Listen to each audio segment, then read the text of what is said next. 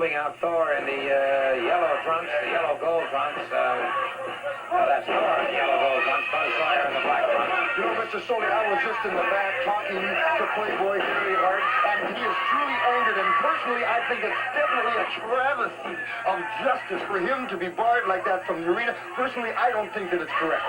Well, all I can say to that,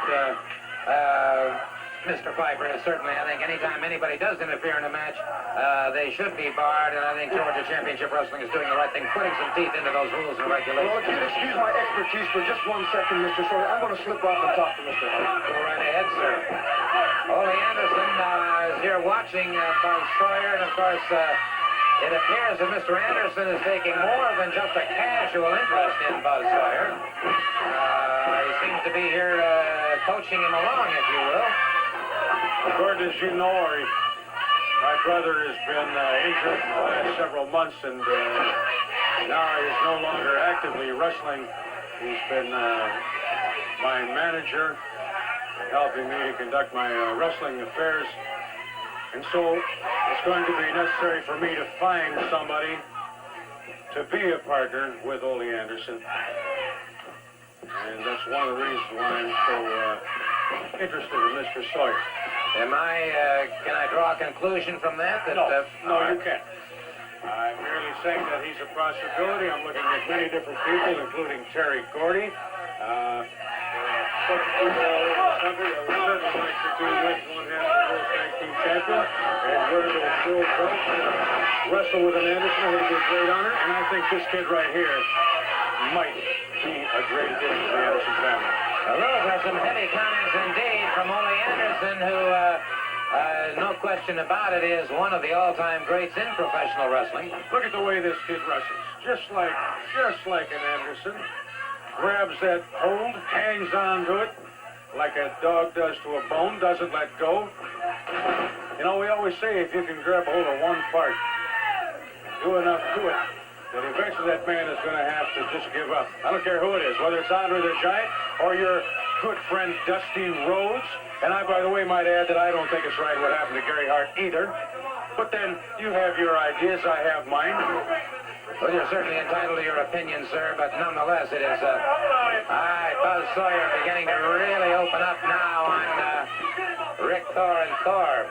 Outside the ring on the concrete, and Buzz Sawyer. You know, Thor's a good example of a young kid. He's got a decent body on him, a pretty fair amateur wrestler, I understand. A little bit of a street fighter when he was in his hometown. But he just doesn't have quite what it takes to be a great wrestler like Buzz Sawyer. Notice the way Sawyer now overhooked from a front chancery, then posted the near arm, and then hooked the far leg. Notice the way he uses his legs, and this is not at all unlike the methodology used by the Anderson brothers, utilizing all 5 points of balance and attack, the legs, the arms, and the head.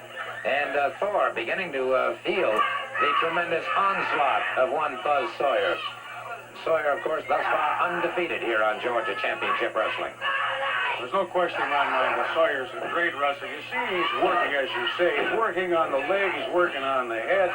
Right now, he's kind of doing a little bit of everything just to soften up his opponent.